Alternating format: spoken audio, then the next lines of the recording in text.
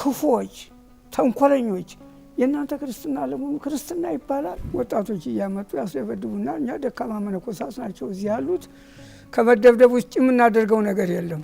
በኢትዮጵያውያን ላይ ይሄን ስለዚህ ስለ ጎልጎታ ያለውን ግፍ የሚያውቅ ሰው የለም። ዶኪመንታችን እንዳለ የርስታችን መረጃ ሁሉ ነዋይ ቅዱሳቱ ሳይቀር በሳት አቃጠሉት። ከተጎጂዎቹም አንዱ የቀመስኩት እኔ እንዲዱላው በዚሁ ምክንያት የሞቱ አሉ፣ አካለ ጎደሎ የሚሆኑ አሉ። ይሄ ገዳም መንግስታት ካልገቡበት በቤተ ክርስቲያኖቹ መሪ ምንም ግብጾች አይሰጡም ይሄን ለኢትዮጵያውያን።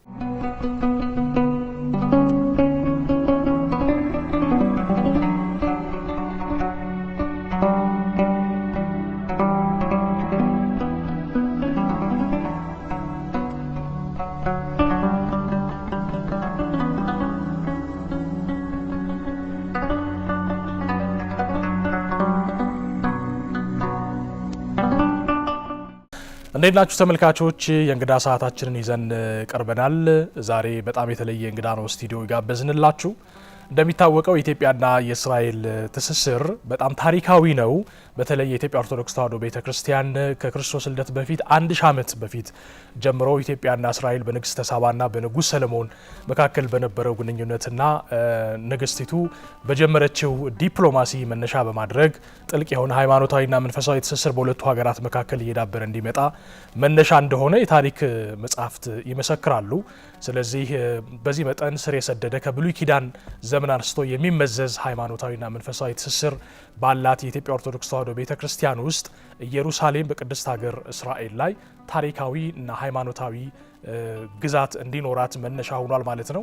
በኢትዮጵያ የተለያዩ ነገስታት ታሪክ ውስጥ ከእስራኤል ጋር በነበራቸው የዲፕሎማሲ ግንኙነት ለኢትዮጵያ ኦርቶዶክስ ተዋሕዶ ቤተክርስቲያን መንፈሳዊ ግዛቶች በዛ ስፍራ እንዲገኙ መነሻ እንደሆነ የሃይማኖት አባቶች መጻሕፍትም ይመሰክራሉ። ይህንን ያልነው ዛሬ በቅድስት ሀገር ኢየሩሳሌም በኢትዮጵያ ገዳማትና አድባራት ለ30 ዓመታት ያገለገሉ በአገልግሎታቸው ደግሞ በስፍራው ስመጥር የሆኑ የኢትዮጵያ ኦርቶዶክስ ተዋሕዶ ቤተክርስቲያንን በሀገር እስራኤል ከሚወክሉ አባቶች መካከል አንደኛውን እዚህ ስቱዲዮ ስለጋበዝንላችሁ ነው። ሊቀ ትጉሃን አባ ሀረገ ወይን ወልደ ኢየሱስ ይባላሉ። በቅድስት ሀገር ኢየሩሳሌም በኢትዮጵያ ገዳማት መካከል በአሁኑ ሰዓት የደብረ ገነት ቅድስት ኪዳነ ምሕረት ገዳም አገልጋይ ናቸው። በኢየሩሳሌም የኢትዮጵያ ገዳማት ውስጥ ከ30 ዓመታት በላይ እንዳልኳችሁ አገልግለዋል። እስከ ዋና ጸሐፊነት ድረስ በተለያዩ የስራ ዘርፎች ተሰማርተው የኖሩ አገልጋይ ናቸው። በአገልግሎታቸው እስከ ገዳማቱ ዋና ጸሐፊነት ድረስ ለማበርከት የቻሉ ናቸው። በትርፍ ጊዜያቸው ደግሞ ሕፃናትን በማስተማርና ለገዳማቱና ለአድባራቱ ተጨማሪ አገልጋዮችን በማፍራት ከፍተኛ አስተዋጽኦ ያላቸው ስለ ስፍራው ተጠያቂ የሆኑ የኢትዮጵያ ኦርቶዶክስ ተዋሕዶ ቤተክርስቲያን በኢየሩሳሌም አባት ናቸው። እንኳን ደህና መጡ አባታችን። እንኳን ደህና ቆያችሁን። እናንተም እናመሰግናለን። ከእሳቸው ጋር ዛሬ የምንነጋገረው እንደ ሀገር ትርጉም ያለውን ጉዳይ ነው። ኢትዮጵያ በእስራኤል በተለይ ደግሞ በቅድስት ሀገር ኢየሩሳሌም ያላት መንፈሳዊ ስፍራና ሃይማኖታዊ ግዛት አሁንም ድረስ በተለያዩ መልኩ የሚያነጋግር ነው። ስለዚህ አንዳንድ ወቅታዊ ጉዳዮችን ከማንሳታችን በፊት ስለ እርስዎ መጀመሪያ ጥቂት እንነጋገር። ቀደም ሲል እኔ ከገለጽኩት ያላካተትኩትን ጨምረው እርስዎ ራስዎን እስኪ ለተመልካቾች በደንብ ያስተዋውቁልን። ስለ አገልግሎቶ በተለይ ደግሞ በዛ ስፍራ በምን አጋጣሚ ማገልገል እንደጀመሩና ምን ምን ዋና ዋና ነገር ላይ እንደተሰማሩ ያጫውቱ። እኔ እንግዲህ ከዚህ ሄጄ ከሀገሬ ከኢትዮጵያ ወደ እስራኤል ሀገር ኢየሩሳሌም ከገባው ጊዜ ጀምሮ ማህበሩ መመሪያ አለው። የገዳሙ ማህበር ማንኛውንም አገልጋይ መመሪያ አለው። በመመሪያው መሰረት ሳዘዝኩበት ቦታ በተቻለኝ አቅም የፈቀደውን ያህል ለማገልገል ሞክሬያለሁ። ያው አብዛኛውን አንተ ስለገለጽከው ብዙም የቀረ ነገር ያለ አይመስለኝም። አባታችን በኢየሩሳሌም አጠቃላይ ደግሞ በእስራኤል ኢትዮጵያ ምን ያህል ገዳማትና አድባራት አሏት? ቅርጻቸውስ ደግሞ ምን ይመስላል? አዎ እንግዲህ ኢትዮጵያ በእውነቱ በዚህ በእስራኤል ሀገር ትልቅ ቦታ ያላት ሀገር ናት። በዚህም በታላቅነቷ ከማንም የበለጠ በተለይ ከአፍሪካውያን አሁን ለምሳሌ ስንዝር መሬት እንኳ የላቸውም እዚያ ውስጥ። ኢትዮጵያ ግን 7 ገዳማት ያክል ቦታ አላት። አብዛኛዎቹ ያው ትልቁ መጀመሪያው ትልቁ ገዳም ያው ጎልጎታ ነው። መነሻውም እሱ ነው። ከዚያ በኋላ ግን ጌታችን መድኃኒታችን ኢየሱስ ክርስቶስ በተወለደበት በቤተልሔም እንደገና ደግሞ አልዓዛር ደግሞ በተነሳበት በቢታንያ እንደገና በተጠመቀበት በዮርዳኖስ ገዳም እንደዚሁም ደግሞ በኢያሪኮ ገዳም አለን። ይቺ አሁን የምትታየው ደግሞ እዚያ እስራኤል መካከል ያለች ነች። ከጎልጎታ ወጣ ብላ ነው። የእሷ የራሷ የሆነ ታሪክ ደግሞ አላት። ወደዚያ በቅደም ተከተሉ እንመጣበታለን። እና እነዚህ እንግዲህ 7 ገዳማት ናቸው ያሉን። በእነዚህ አንደኛው ገዳም በመንበረ ጵጵስናው እዚያው ጎልጎታ ውስጥ ነው ያለው። እነዚህ 7 ገዳማት ናቸው በጠቅላላ ያሉት እና ማህበሩ አንድ ነው፣ በአንድነት ነው የሚመራው። እነዚህ 7ቱ ገዳማት ሁሉ በአንድ ማዕከል ነው የሚመሩት እና ለአገልግሎት እነዚህ ከኢየሩሳሌም ወጣ ያሉ በምድረ ፍልስጤም ያሉ ናቸው። ለምሳሌ ቤተልሔም፣ አልዓዛር እንደገናም ደግሞ ኢያሪኮ እነዚህ የመሳሰሉት በምድረ ፍልስጤም ውስጥ ነው ያሉት። ቅድም እንደጠቀስከው አንተ መነሻችን በብሉይ ኪዳን ነው። እሱም መነሻው ምንድን ነው? ኢትዮጵያ እጆቿን ወደ እግዚአብሔር ትዘረጋለች ተብሎ በነቢዩ በቅዱስ ዳዊት የተነገረው ትንቢት ይፈጸም ዘንድ ኢትዮጵያ በቅድስት ሀገር ያላ የታወቀችው ይዞታም ያገኘችው 2 እምነቶችን በተቀበለች ጊዜ ነው። መነሻው ይሄ ነው በብሉይ ኪዳን። በዚህ በመቀጠል ደግሞ ንጉሥ ቆስጠንጢኖስ በ325 ዓመተ ምህረት እንደነገሰ እናቱ እሌኒ ንግሥት የጌታችን የኢየሱስ ክርስቶስን መስቀል ለመፈለግ ወደ ኢየሩሳሌም መጣች። መታም መስቀሉን ፈልጋ አገኘች። ካገኘች በኋላ በጌታችን በኢየሱስ መቃብር ላይ ቤተ ክርስቲያን ማሰራት ጀመረች። ቤተ ክርስቲያኑን አሰርሳ ከጨረሰች በኋላ በምዕራቡ ክፍል ለግሪክ፣ የምዕራቡን ክፍል ለግሪክ፣ የምስራቁን ክፍል ለእኛ ለኢትዮጵያ ስትሰጥ እናንተ ኢትዮጵያውያን ጥንትም ርስታችሁ ነበረ። ጥንት ንጉሥ ሰሎሞን ለንግሥት ሳባ የጓዝሽ ማረፊያ ይሁንሽ ብሎ የሰጣችሁ ርስት ስለሆነ ጥንትም የእናንተ ርስት ስለነበረ አሁንም ለእናንተ ይገባችኋል፣ በጎልጎታም ውስጥ ገብታችሁ ማገልገል ትችላላችሁ ብላ መስቀሉ የወጣበትን መቅደስ፣ ሁለተኛ ኩርዓተ ርዕሱ የሚባል ደግሞ ጌታችን ኩርዓተ ርዕሱ ይባላል። የዚያ መቅደስ 2ቱም መቅደስ ለእኛ ለኢትዮጵያውያን ሰጠችን። ከዚያ በኋላ በዚህ መሰረት እቴጌ ምንትዋብ በየዓመቱ 50 ጥንግ ድርብ ለባሾች መዘምራን እየላኩ በጎልጎታ ዓመቱን ሙሉ ሲያገለግሉ ከርመው እነሱ ዓመቱን አገልግሎ እነሱ ሲጨርሱ ሌሎች ደግሞ 50 እየሄዱ ያገለግሉ ነበር። አሁን ከዚያ በኋላ ነው ችግር የተፈጠረው። ይሄ ከሆነ በኋላ ከእቴጌ ምንትዋብ ህልፈት በኋላ የኢትዮጵያ ነገስታት ጎልጎታንና ዴር ሱልጣንን ለርስታችንን ትኩረት ባለማድረጋቸው እና እንደገና ለመነኮሳቱም ደግሞ እርዳታ በማቋረጣቸው መነኮሳቱ በችግር ላይ ወደቁ። ከችግሩም ጽናት የተባለ በሞት አለቁ ማለት ነው። እና ከዚያ በኋላ ከሞት የተረፉት መነኮሳት የሚረዳቸው ሲያጡ ሲጨንቃቸው ወደ ግሪክ ሄደው ጥገኝነት ጠየቁ። ግሪኮች አንቀበልም አሏቸው። ግሪኮች እምቢ ሲሏቸው ወደ አርመን ጥያቄ ያቀረቡ። አርመን ግን እሺ አላቸው። እሺ ሲላቸው ግን ውል አስገብቶ ነው። አርመኖች በጎልጎታ ውስጥ ቦታም አልነበራቸውም፣ መብትም አልነበራቸውም። ኢትዮጵያ እና ሌሎቹ ነበሩ ባለመብቶችና የኢትዮጵያ ሰፊ ቦታ ስለነበረ በጎልጎታ ውስጥ በሉ እንግዲህ እኛ ከእናንተ ጋራ በቤተ ክርስቲያናችሁ አብረን የምናገለግል ከሆነ እኛ ደግሞ በአንጻሩ ምግብ እንሰጣችኋለን ብለው በዚህ ውል አስገባቸው። ውል ከገቡ በኋላ አብረው ማገልገል ጀመሩ። ከተደላደሉ በኋላ ተጣሉ። ምግቡንም አቋረጡ። ቤተ ክርስቲያኑ እንደያዙ ቀሩ። ከነሱ የተረፈውን ደግሞ ሌሎች አብያተ ክርስቲያናት እንደ ቅርጫ ስጋ ተካፈሉት። ያን የኢትዮጵያውያን ቦታ ማለት ነው። ከዚያ በኋላ እኛ ኢትዮጵያውያን ከዚያ ወጥተን ቀረን። ይህ እንግዲህ ከሞላ ጎደል በጎልጎታ ውስጥ ያለው ጉዳይ ነው።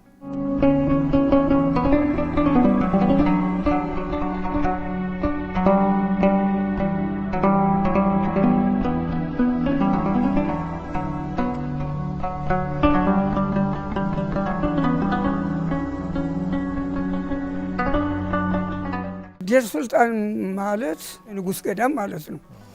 አሁን ከዚያ በኋላ ከዚያ ካሰጡን በኋላ ዴር ሱልጣን እየኖርን እያለ በ1838 ዓመተ ምህረት በጣም ከፍተኛ የሆነ ወረርሽኝ በኢየሩሳሌም ገባ። በዚያ በወረርሽኙ ምክንያት ብዙ መነኮሳት አለቁ። የኛ መነኮሳት 2 መነኮሳት ብቻ ቀሩ። እነዚያ 2 መነኮሳት ሲቀሩ ግብጾቹ በዚያ ምክንያት ተነስተው የኛ መነኮሳት 2ቱ መነኮሳት ደብድበው ቁልፋችንን ቀሙ። ከዚያ በኋላ ይህንን ካደረጉ በኋላ ከዚያ ካስወጧቸው በኋላ ይባስ ብለው ደግሞ የነዚህ አበሾች ጓዝ በሽታ ያስተላልፍብናልና በዚያ መቃጠል አለበት ብለው ከዚያ ከገዢዎቹ ፈቃድ ወስደው ሲያበቁ ዶኪመንታችን እንዳለ የርስታችንን መረጃ ሁሉ ንዋየ ቅድሳቱ ሳይቀር በእሳት አቃጠሉት። ከዚያ በኋላ ግብጾች ደረታቸውን ነፍተው ዴር ሱልጣን የግብጽ እንጂ የኢትዮጵያ ወይም የሀበሾች ገዳም አይደለም ብለው መናገር ጀመሩ ማለት ነው። 1838 ነው ይሄ ተከሰተ። በ1838 ዓመተ ምህረት ይሄ ነው ዋናው ነገር። እንግዲህ እስካሁን ድረስ ጠንቁ እስካሁን ድረስ ያለው መነሻው ይሄ ነው። ከዚያን ጊዜ ጀምሮ ቁልፉን ከቀሙ በኋላ ልክ እንደ እንስሳት ሲፈልጋቸው ይከፍቱላቸዋል፣ ሳይፈልጋቸው ይዘጉባቸዋል። የእኛ ሰዎች በጣም ተጨነቁ። መግቢያ መውጫ ቀዳዳ አጡ። አሁን ይሄ እንዳለ እንደዚህ እንግዲህ አሁን በቅደም ተከተሉ ልንገር ብዬ ነው። ሲጨነቁ አሁን የሀገራችን አንዱ ችግር ማዕከላዊ መንግስት የጠፋ ጊዜ በዚህ በዘመነ መሳፍንት ነው ይሄ ሁሉ ነገር የተፈጠረው። ቀደም ብለው ነገስታቱ መነኮሳትን ሲረዷቸው ነበርና ከዚያ በኋላ ይሄ ማዕከላዊ መንግስት ሲጠፋ የሚረዳቸው ሲያጡ መነኮሳቱ በችግር አለቁ። ነገሩ እነሱም ዘመነ መሳፍንትም የነበሩት እና ራስ አሊና እነሱም በተቻላቸው አቅም የገዳማቱን ችግር እያዩ እየሰሙ ተጻጽፈዋል፣ ግን ውጤት አላስገኙም። ተጻጽፈዋል። ከሳቸው ቀጥሎ ደግሞ ከዚህ ከነ ራስ አሊ ቀጥሎ ደግሞ የተነሱት አጼ ቴዎድሮስ ዘመነ መሳፍንትን ደግሞ አስወግደው እሳቸው በኢትዮጵያ ዙፋን ላይ በተቀመጡ ጊዜ አሁንም የመነኮሳቱን ችግር፣ የመነኮሳቱን መገፋት፣ የመነኮሳቱን በረሃብ መቸገር ሰምተው በጣም ያዙ ነበር አጼ ቴዎድሮስ።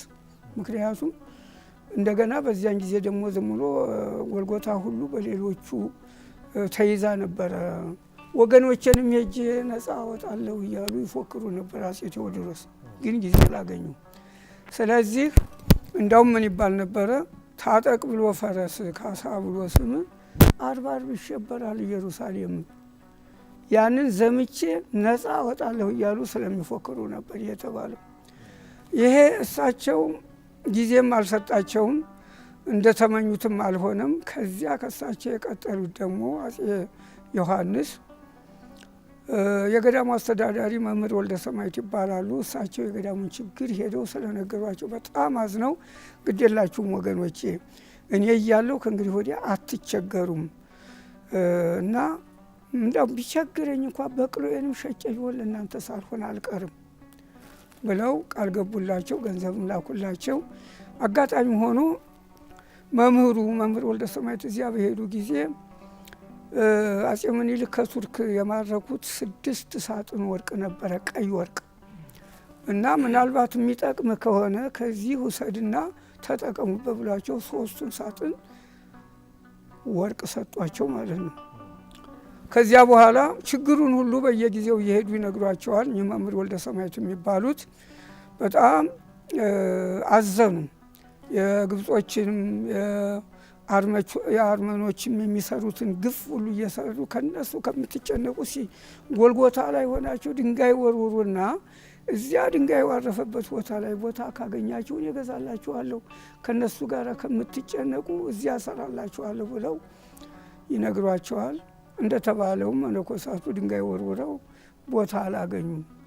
ሌሎቹ ቀድመው ያው የኢኮኖሚ ጉዳይ ስላለ ገንዘብ ያላቸው ሰዎች ተጠቀሙበት። ከዚያ በኋላ ግን ይችን አሁን የምታዩትን ቤተ ክርስቲያን አጼ ዮሐንስ በላኩት ገንዘብ ነው ያ ቦታ የተገዛው።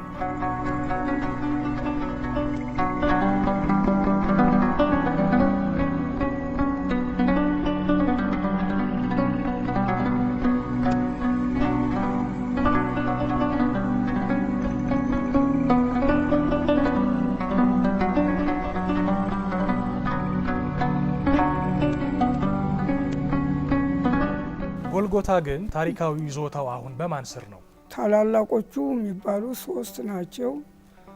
ታናናሾቹ ደግሞ 3 ናቸው፣ 6 ናቸው። አሁን ታላላቆቹ ከሚባሉት አንደኛ ግሪክ፣ ሁለተኛ ላቲን፣ ሶስተኛ አርመን።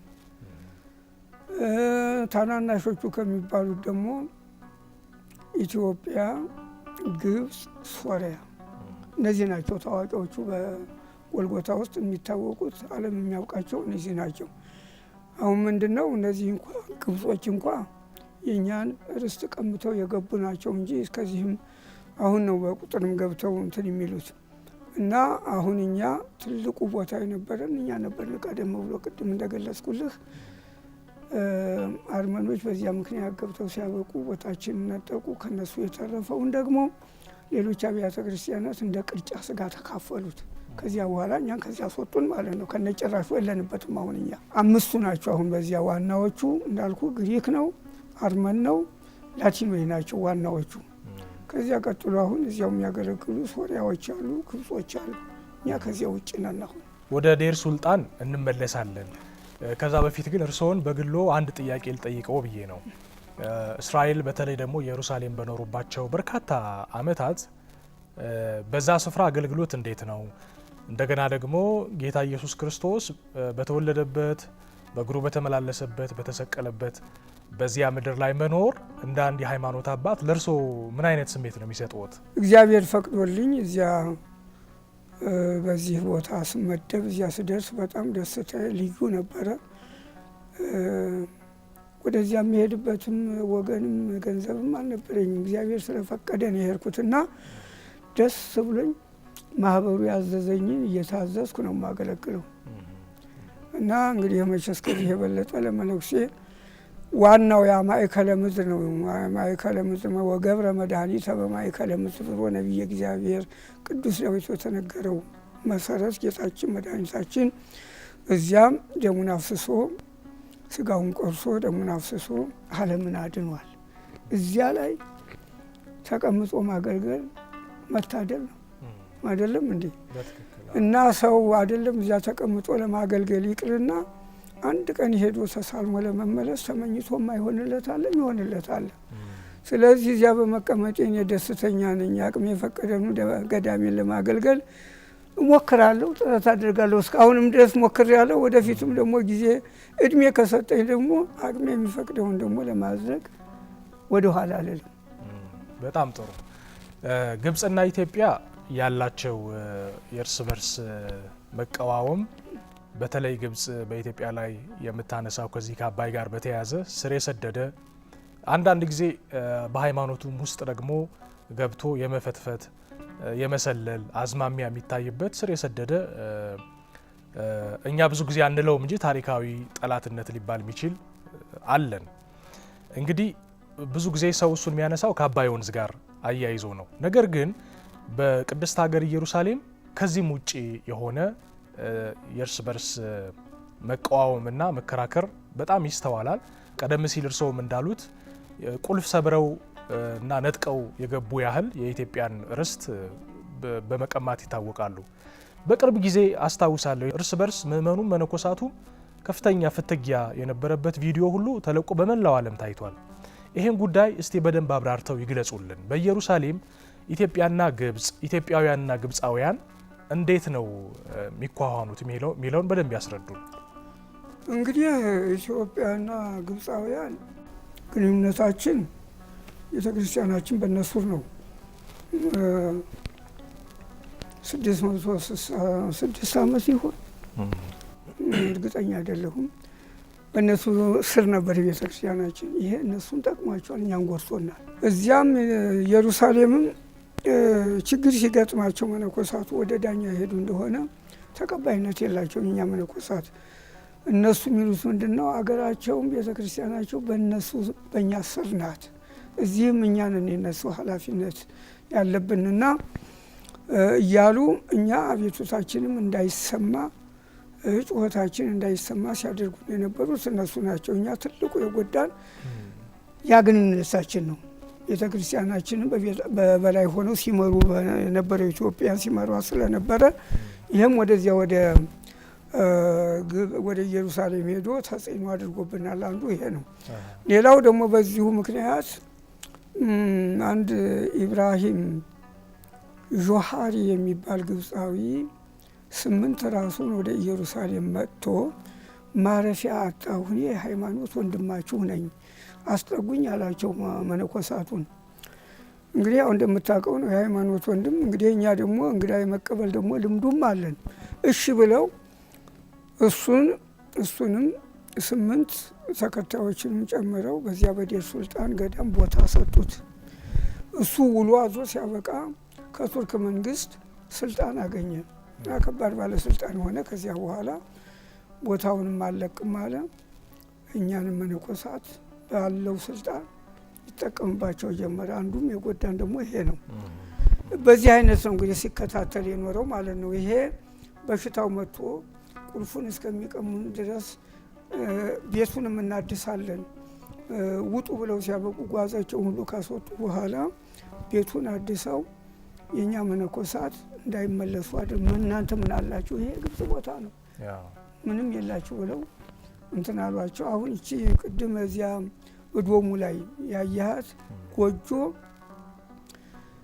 ማረፊያ ሲያጡ የኛ አባቶች ምንድን ያደርጉት? ይሄ ጎልጎታ ፍራሽ ነው። አይተው እንደሆነ ቦታውን እንትኖች ያፈረሱት ጊዜ ቤተ ክርስቲያን ባቃጠሉት ጊዜ ፍርስራሹ ነው ያለው። እዚያች ውስጥ ነው የኛ መነኮሳት የጭቃ ጎጆ ሰርተው ሲያበቁ አሁን ያለንባትን እነሱ ከዚያ ሳትወጡ ቁልፉን ከቀሙ በኋላ ማለት ነው። እና እንግዲህ ግንኙነታችን እኛን ጎድቶናል፣ እነሱን ጠቅሟቸዋል። እነሱ የእኛን ቦታ ወስደው ባለቤት ሆነዋል። እኛ ከባለቤትነት ወጥተን ውጭ ቀርተናል እኛ ማለት ነው። በጣም ይገርማል። ይህንን ጉዳይ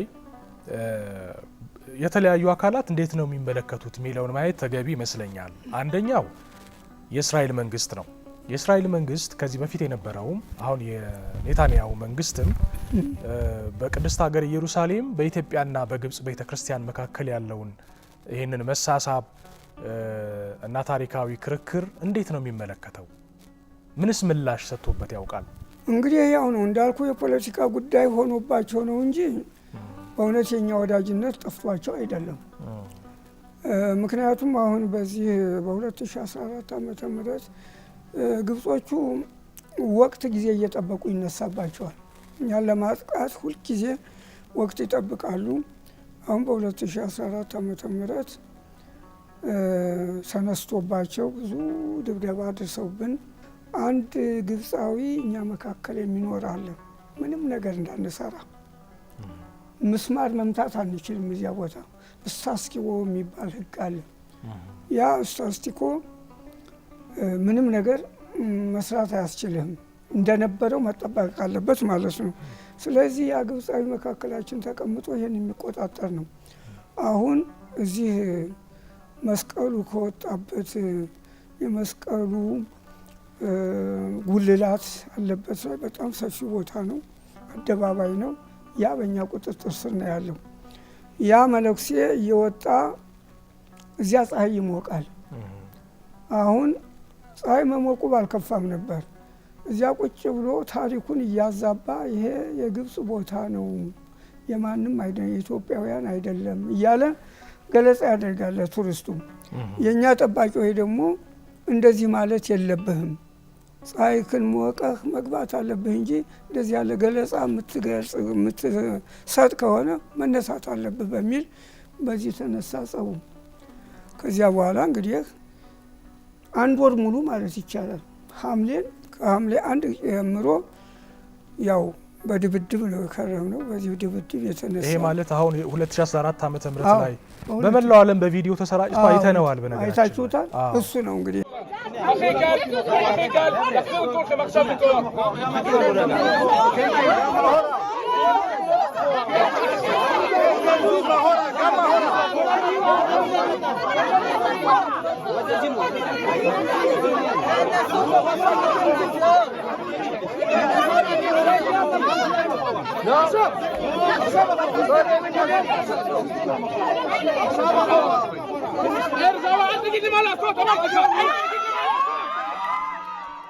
ይህን የባለሁበት እዚያ ከዚህ ከተጎጂዎቹም አንዱ የቀመስኩት እኔ እንዲዱላው።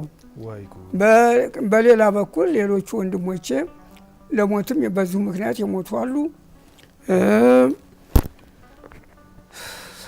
አካለ ጎደሎ የሚሆኑ አሉ።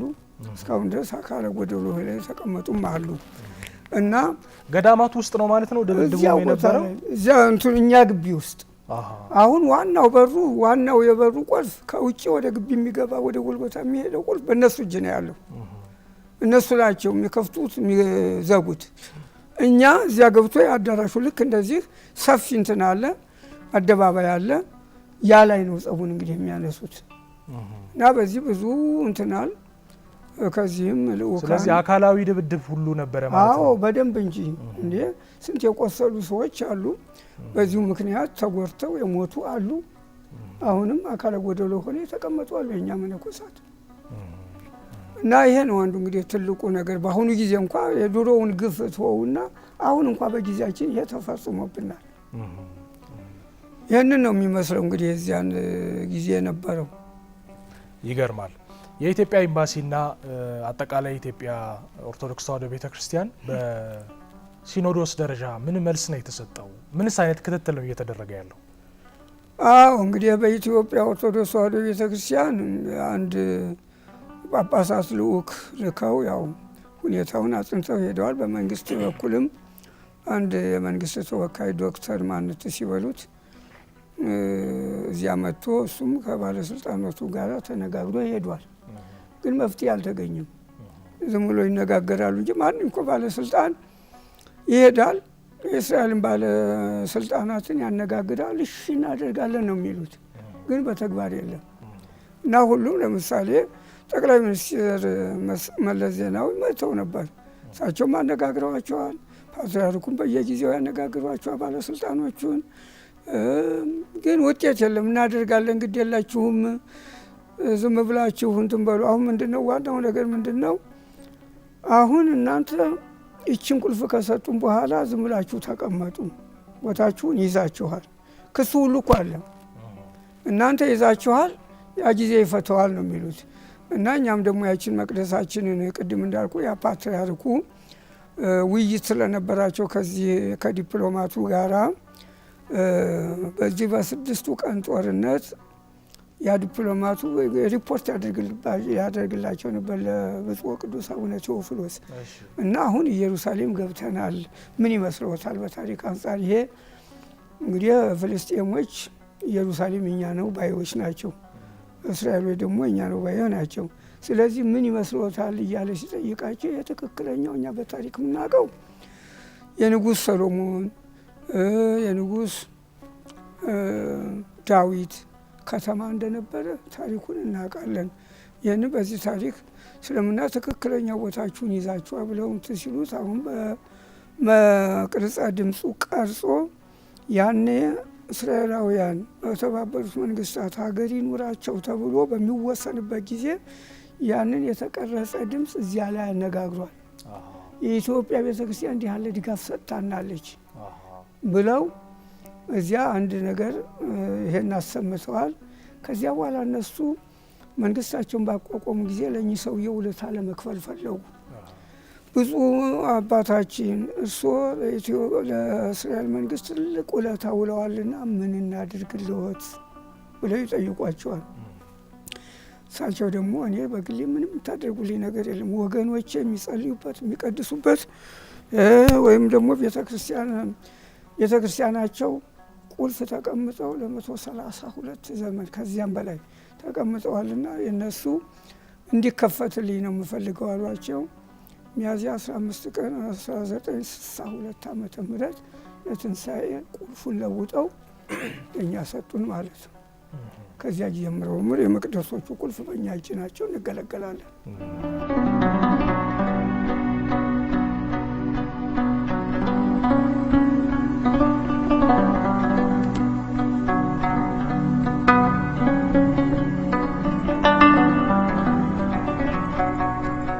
ጥያቄው እንግዲህ ከኛ አቅም በላይ ነው፣ የመንግስት ጉዳይ ነው።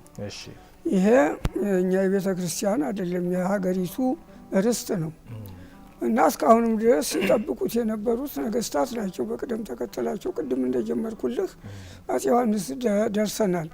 ከዚያ በኋላ በኢትዮጵያ ዙፋን ላይ የተቀመጡት ቀዳማዊ አፄ ምኒልክ ደግሞ አሁንም ግብጾቹ ያን ቁልፍ ከቀሙ በኋላ መነኮሳቱን እንዳይገቡ እንዳይወጡ ልክ እንደ እንስሳት ዘግተው መከራቸውን ሲያሰቃዩቸው ይህም በመስማታቸው በአንድ ደጃዝማች የሚመራ ልዑክ ወደ ቱርክ ላኩ።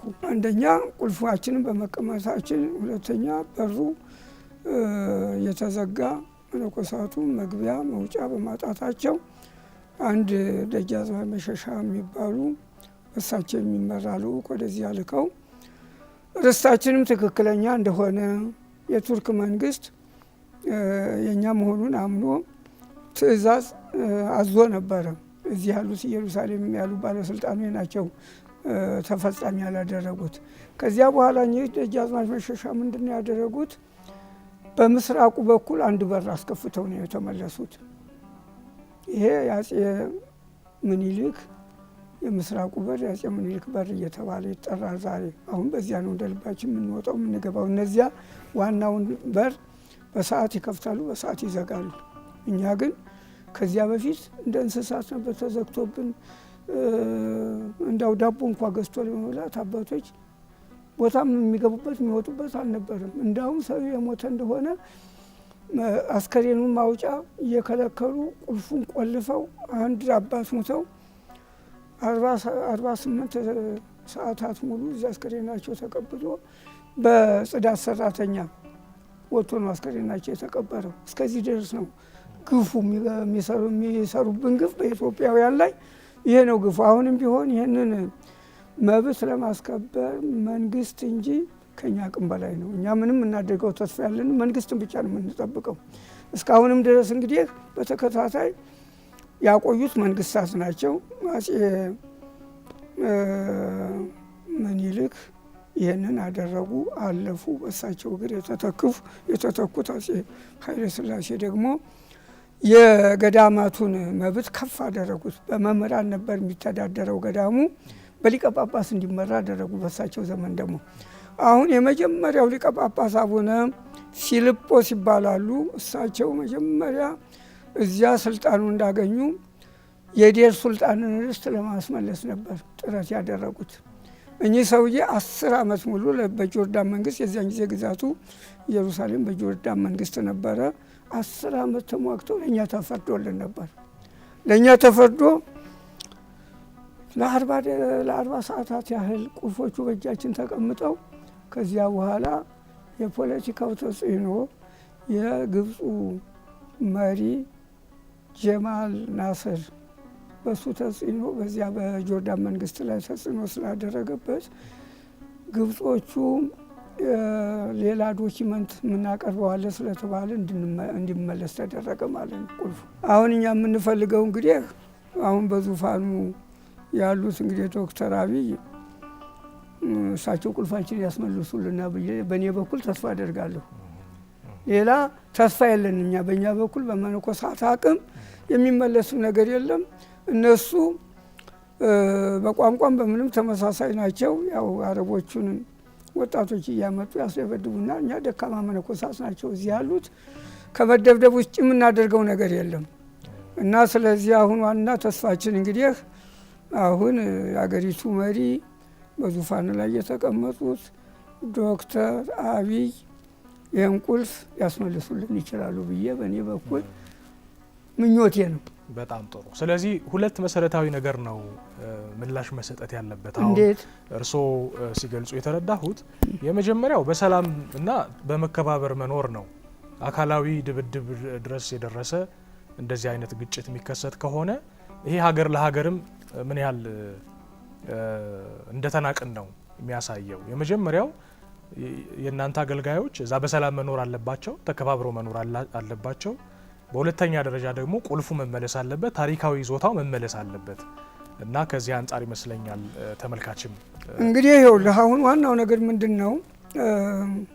ግብጾች ፍርሃት አላቸው። ትልቁን ቦታችን ሰፊ ቦታችንን በዚህ ምክንያት ነጥቀው ይዘዋል። አሁን ይህንን ካገኙ እነዚህ ሰዎች እኛንም አያስቀምጡንም ይነጥቁናል ብለው ስለሚያሰቡ ሁልጊዜ ሁከት ብቻ መፍጠር ነው። አዎ እና ከነሱ ጋራ ከኛ ጋራ ምንም ሰላም የምንፈጥርበት መንገድ የለንም። እንደ እውነቱ ከሆነማ መቼስ በአባትነት ያን ያህል ዘመን ኢትዮጵያን ሲመሩ የነበሩ ሰዎች ተቃውሞ ነው ሲያደርጉ የነበረው። መብራት እንዳይገባላቸው ተብለው ኢትዮጵያውያን በኩራዝ ሲኖሩ የነበረውን የጆርዳን መንግስት መብራት ቢያስገባ ተቃውሞ ያደረጉት የግብፁ ፓትርያርክ ናቸው። ለምን ገባላቸው ብለው ተቃውሞ ያደረጉት። አሁን ባለፈው የሞቱትን ፓትርያርክ ማንም ግብፃውያን ያቦታችን ሳይመለስ ጎልጎታ ሄዶ እንዳይሳለም ብለው አውግዘዋል። ምእመናኖች እንዳይሄዱ እስከዚህ ድረስ ነው ክፋታቸው። እንደውም የሚገርምህ ነገር በአጼ ቴዎድሮስ ዘመነ መንግስት ለጉብኝት መጥተው ፓትርያርኩ የግብፁ ፓትርያርክ እዚያ ተቀምጠው ውስጥ ለውስጥ ንጉሱ ሳያውቁ ከምስር መንግስት ጋር ሲጻጻፉ ደርሰውባቸው እንደገና እሳቸው ነው የዚያን ጊዜ የነበሩ አቡነ ሰላማ የሚባሉ ነበሩ አጼ ቴዎድሮስን የሚያነገሱ። ሁለቱንም ጠርተው እናንተ ግብጾች ክፉዎች፣ ተንኮለኞች የእናንተ ክርስትና ለመሆኑ ክርስትና ይባላል? ከዚህ ቀደም ወገኖችን እዚያ በአለንጋ ስታስገርፏቸው እየሰማን ጆሮአችን እየሰማ ሰላዮች ሆናችሁ መጥታችሁ ዝም ብለን ሁሉ ታግሰን ዝም ብንላችሁ ደግሞ ሀገራችን መጥታችሁ እንዲታደርጋላችሁ ብለው እንደውም በቁጥጥር ስር አውለዋቸው ነበር ይባላል።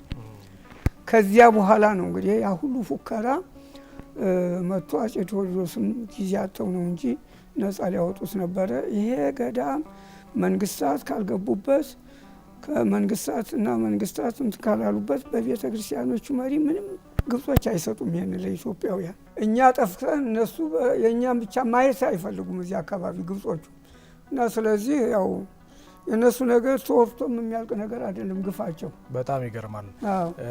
ግን እኮ በኢትዮጵያ ኦርቶዶክስ ተዋሕዶ ቤተክርስቲያን ዘንድ የግብጽ ቤተክርስቲያን ትልቅ አክብሮት ነው ያለው።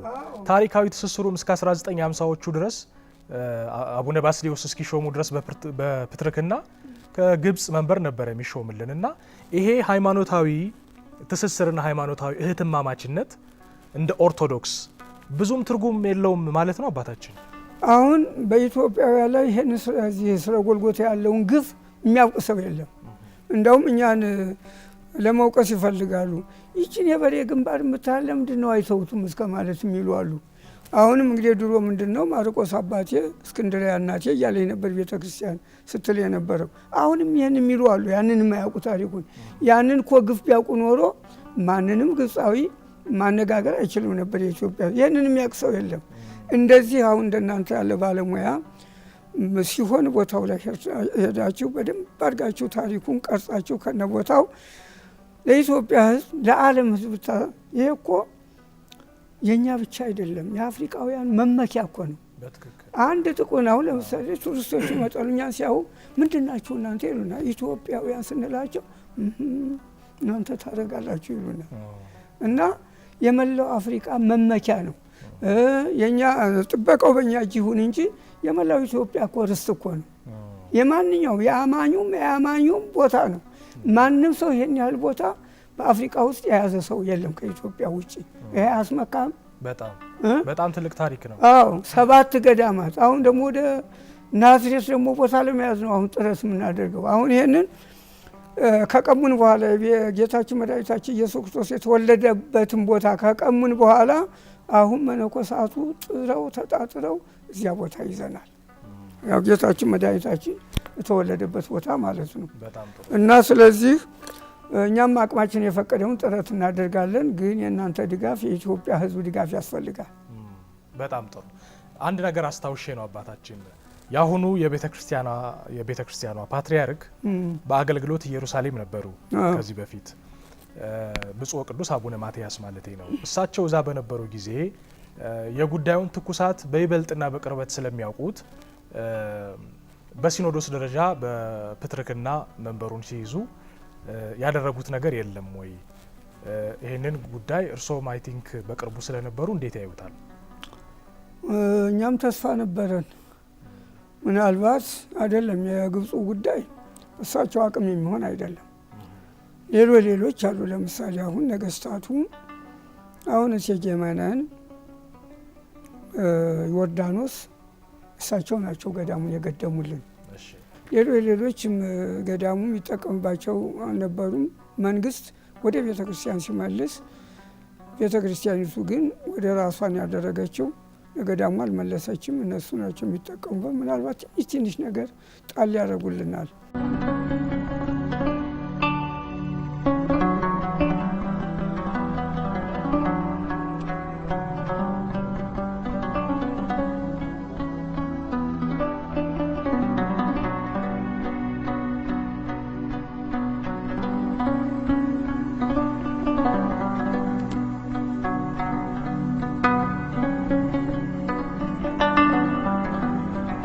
እንደሚታወቀው እስራኤል እንደ ሀገር ከጎረቤቷ ከፍልስጤም ደግሞ ራቅ ሲል ከኢራንም ጋር ወቅታዊ ግጭት እንዳለ ይታወቃል።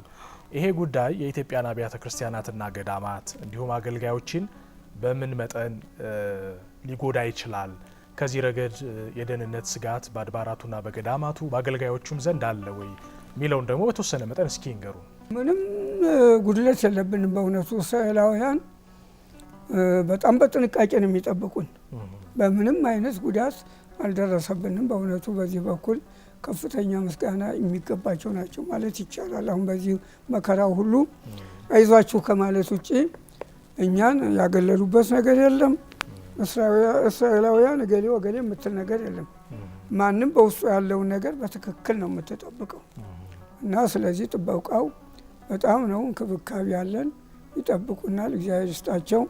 አሁን እኛ ትንሽ ሰሞኑን ቃል ገብተውልናል እንዳልኩህ እዚያች ቦታ ላይ ምንም ነገር ምስማር መምታት አንችልም። አንድ ዛፍ ወደቀና አንድ ቤት አፈረሰብን። አሁን እኛ መስራት አንችልም ያንን። አሁን እስራኤሎች መጥተው ያንን ሰርተውልን የሄዱ ችግሩንም አይተው ግድ የላችሁም መብራቱን እናሻሽላለን፣ ቤቶችንም መፍትሄ እንፈልጋለን ብለውናል። አሁን በተስፋ እንጠባበቃለን። በጣም ጥሩ። አንድ የመጨረሻ ጥያቄ ላንሳልዎት። በርካታ ኢትዮጵያውያን አማኞች ኢየሩሳሌም መጥተው የመሳለምና ጌታ ኢየሱስ ክርስቶስ የተመላለሰባቸውን ቦታዎች፣ ቅዱሳት ስፍራዎች የማየት ብዙ ናፍቆት አላቸው። ተሳክቶላቸው የሚመጡ ሰዎች በምን ያህል ደረጃ ግንዛቤ አግኝተው ይመለሳሉ? የገዳማቱ አስተዳደሮችስ አማኞቹ በትክክል ቦታውን፣ መንፈሳዊ ስፍራውን፣ ታሪካዊውንና ሃይማኖታዊውን መረጃ ይዘው እንዲመለሱ ከማድረግ አኳያ በምን ያህል መጠን ነው የሚሰራው? ምንም በዚህ በኩል የተሰራ ነገር የለም ከንፈር መጥቶ ከመሄድ በስተቀር እና ይመጣሉ። ያው አሮጊቶች ናቸው አብዛኛዎቹ የሚመጡት። እነሱ የሚፈልጉት ጎልጎታ ብቻ ደርሰው ተሳልመው መሄዳቸው ነው እንጂ ይሄ ታሪካዊ ቦታ ችግር ይኑረው አይኑረው ምንም ያውቁት ነገር የለም። ምናልባት እንግዲህ አንዳንድ እንደናንተ ያሉት ወጣቶች መቼም ተሰምቷቸው ካልሆነ በስተቀር ካልተቆረቆሩ በስተቀር እኛ በዚህ ችግር ነው ያላችሁት፣ ይህንን ድጋፍ እናድርግላችሁ የሚል ማንም ሰው የለም። እና ቢቸግረን አንድ ጊዜ መቼም እኛም ኢትዮጵያውያንን ብለን ቤተ እስራኤሎች አሉና አንድ ጊዜ ደማችን አፈሰሱት ብለው ሰላማዊ ሰልፍ ወጡ እና እኛም እኮ ኢትዮጵያውያን ናቸው እነሱ ምንም በእምነትም ባንገናኝ ኢትዮጵያውያን ናቸው ብለው ቤተ እስራኤሎች ነው ሊቀ ጳጳሳችን እንጂ ይሄ እኮ የእኛም ጭምር ጉዳት ነው የእናንተ ብቻ አይደለም፣ እኛም ሰልፉ ላይ ብንገኝ ምን ይመስልሃል አሉት። አንድ እንትና ባሉ እሺ አባታችን ደስ ይለናል አሉ። አንድ 10 የምንሆን መነኮሳት ሄደን ድንጋይ ስንወራወር ውለን መጣን። ከዚያ በኋላ እነሱ ወገንነታችን ያወቁት እነሱ የተስራኤሎች ናቸው። ከዚያን ቀን ጀምሮ እነሱም አይዟቸው ይሉናል። ግን ዋናው ነገር ስለ ቦታው ነገር ምንም ያ ዋናው ማሰሪያው ያለው መንግስታት ላይ ነው። ደግሞ ቢሆንም ፓትርያርኮችና ፓትርያርኮች እንኳ ቢስማሙ ግብጾች እንኳ አሻይሉ እዚያ እነሱ ካልተመካከሩ በስተቀር ይህን ርስት ማግኘት አልችልም፣ ግፉም ይቀጥላል። እነሱ ጊዜ ሲያመቻቸው እያዩ እኛን ለማጥቃት ወደ ኋላ ይሉ። ይገርማል። ግን አባታችን አሁን እዛ ባሉ የኢትዮጵያ ገዳማትና አድባራት አገልግሎት ይሰጣል። ካህናትና አገልጋዮች አሉ። መሰረታዊ የቤተክርስቲያን አገልግሎቶች አሉ። በግብጾቹ ዘንድ ግን እንደ ታሪካዊ ይዞታ ብቻ ነው የሚይዙት ወይስ እንደ ሃይማኖት አገልግሎት ይሰጥበታል? ካህናት አገልጋዮች አሏቸው። እነሱን ገዳማቸው ያ ዋናኛ ገዳም ላይ ቤተክርስቲያን ሰርተውበታል፣ ትምህርት ቤት ሰርተውበታል፣ ይገለገላሉ። ጎልጎታ ውስጥም አላቸው መቅደስ ይቀድሳሉ፣ ያገለግላሉ። ከኛ ውጭ በስተቀር ሌሎቹ አሁን እነዚህ 5ቱ ያልኩህ ግሪክ፣ አርመን፣ ላቲን፣ እነዚሁ ሶሪያ፣ ግብጾች እዚያ ጎልጎታ መቃብር ውስጥ ያገለግላሉ።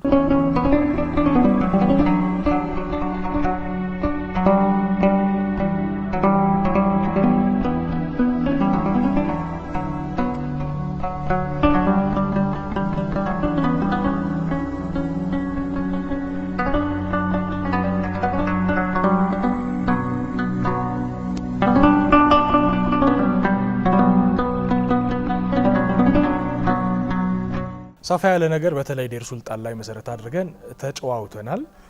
ቀሪውን እንግዲህ ስፍራው ድረስ መጠን በደንብ ደግሞ አይተን ትልቅ ግንዛቤ የሚያስጨብጥ ታሪካዊ ነገር እንሰራለን ብዬ ተስፋ አደርጋለሁ። በመጨረሻም እርሶ ቀረ የሚሉት ነገር ካለ የሚያስተላልፉት መልእክት ካለ ለእርሶ እድል ስጦት። እንግዲህ ዋናው ነገር እናንተ ናችሁ። ህዝባችን የሚያውቀው ነገር የለም።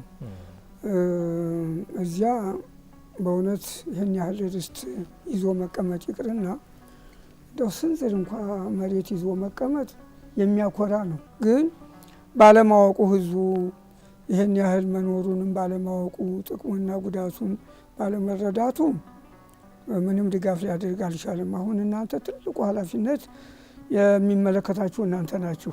ይህንን ማስተዋወቅ የእናንተ ግዴታ ነው። ህዝቡ ይህን ካወቀ ዝም አይልም፣ ለምን ይላል። እና በተለይ እንግዲህ እናንተ በደንብ አድርጋችሁ ይህንን ቀርጻችሁ እንዳልከኝ ቃል እንደገባልኝ መሰረት እዚያው ቦታ ሄደ በበለጠ ከኔ የበለጡ ምሁራን አሉ፣ አንደበተ ርቱዕ የሆኑ ምሁራን በደንብ ማስረዳት የሚችሉና ያንን መተህ በደንብ ቀርጸህ ለህዝባችን ማስተላለፍ ነው።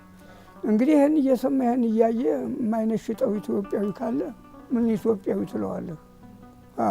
ይህንን ነው እንግዲህ ለእናንተ ብዙ ኃላፊነት አለባችሁ። በጣም አመሰግናለሁ። ድርጅታችሁም እየሰፋ ብዙ ነገሮችን እያስተዋወቀ ለሀገራችን ብዙ ጥቅም እንዲሰጥ ያድርግልን። አሜን። እጅግ አድርገን እናመሰግናለን። ተመልካቾች ከሊቀ ትጉሃን አባ ሀረገወይን በቅድስት ሀገር ኢየሩሳሌም የኢትዮጵያ ገዳማት አገልጋይ ናቸው። ከ30 ዓመት በላይ የአገልግሎት ቆይታ በዚያ ምድር ያላቸው ናቸው።